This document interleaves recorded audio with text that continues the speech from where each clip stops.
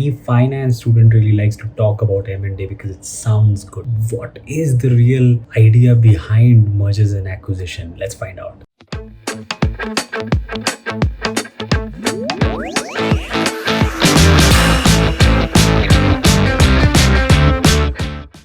The way to understand mergers and acquisition is to look at a business and say that there is one case in which two people are coming together to achieve something versus one being the dominant one is trying to eat up the small one from a business angle. But both are done basically for the purpose of the business. Nothing is done for the heck of it, right? So let's try to find out what this actually means in a more detailed manner. So if you see the example out here, I've taken an example of a merger in case of Voda and Idea, which is a long story. You've seen this happening in front of your eyes, and the intent of the Vodafone and Idea coming together was to survive in the business, right?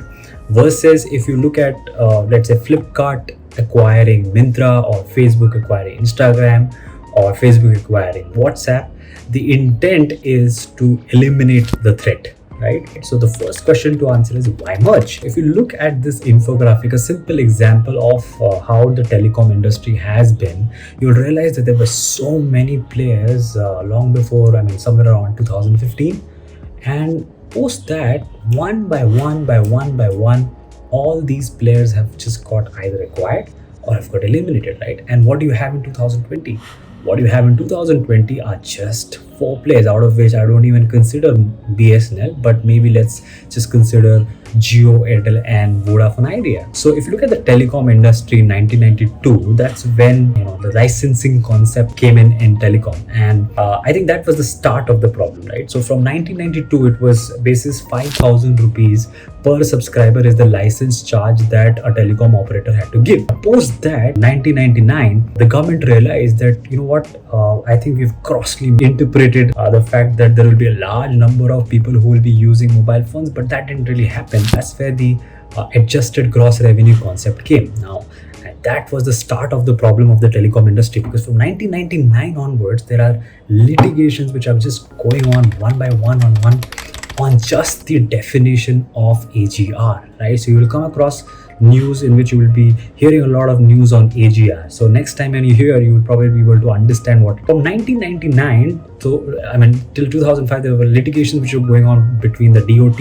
the Department of Telecommunication versus the tribunal. In 2005, the case was ruled in favor of the telecom operators, stating that AGR or the revenue share will only be for voice. In 2019, Supreme Court finally ruled in favor of government, stating that AGR will include everything. That screwed up things big time, right? So now the telecom industry was already facing challenges related to revenue share. Added on a third competitor which came in, which just started giving things for free. That resulted in an idea of merging. Now this, if you look at the structure, you'll understand. So on the left hand side, you've got Idea, right? It's already a public company, and whereas Vodafone on the other hand is not a public company, right? So a structure was made so that there is a power sharing arrangement. So the resulting structure which came up was this. So the resulting is the merged entity, in which the merged entity Idea would hold about 26%, the public would hold 28.9%, and Vodafone would have a controlling stake of about 45.1%. Look at the strategic synergies out here, right? Idea and Vodafone coming together, now the user base has increased big time, right? 35% market share combined, right? And if you talk about just the revenue market share also, that's about 41%. So this was the main reason for merging these two. Now, why acquire? So if you look at Facebook's employee manual, right, and there's a very interesting line that is written out here, which says that if you don't create the thing that kills Facebook, someone else will, right? Why is this written? Is to make sure that anything which is threat to Facebook, either Facebook has to meet it or Facebook has to acquire it. You see Instagram, WhatsApp, and tons of acquisitions which Facebook has done. If you look at this chart, you will find out how many acquisitions Facebook has done, and they've done finally. Or some are for technological reasons where there was technological synergies. Major has been to eliminate the threat.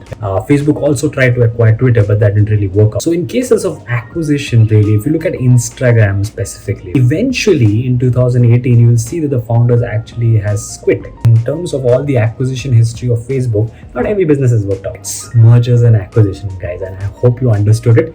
And I'll see you again in another video, short video explaining such concepts again. There's a new video just coming up every week on finance, investment banking, career guidances. So if you want to stay updated with such content, please do subscribe to our channel.